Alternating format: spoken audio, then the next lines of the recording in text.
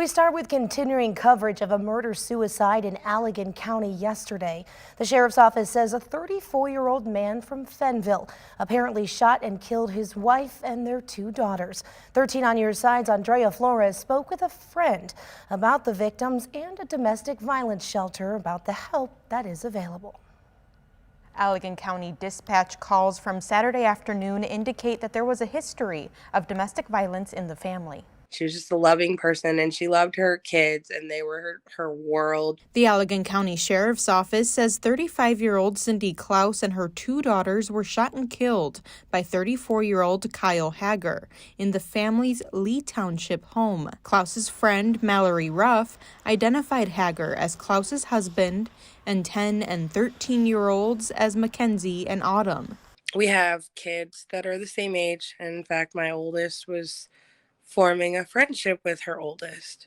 I think our oldest are about a month apart, and then our youngest are maybe a year or two apart. So we would, swap stories about our preteens or teens. Ruff says they met at work and became close over the past 2.5 years, and she just spoke with her a couple of days ago to try and get together. A lot of bosses come off really unapproachable and, power trippy.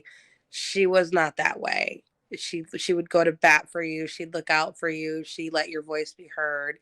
She was kind. Ruff says Klaus would open up about some problems in the marriage, but never with anything that was overly concerning. Victims are really good at hiding the abuse. They hide the abuse for a multitude of reasons. When Tara Aday with the emergency shelter Safe Haven Ministries saw the news, she says she had a gut-wrenching feeling. It feels like, every few weeks or months I'm seeing headlines like this. St. John's, Gratiot, Kalamazoo County, Kent County, Oceana County. Lives are being lost to domestic violence. Kids' lives are being lost to domestic violence.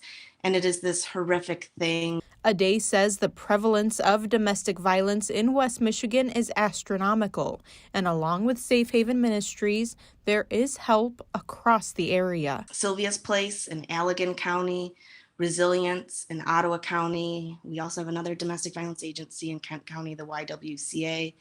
And so just really encouraging survivors to make that brave step to reach out and allow organizations to help if that's what they're ready for. I'd want her to be remembered as a beautiful person inside and out and a wonderful mom, and I want her kids to be remembered the same way. The Allegan County Sheriff's Office is asking anyone with information to call them or Silent Observer. Andrea Flores, 13 on your side.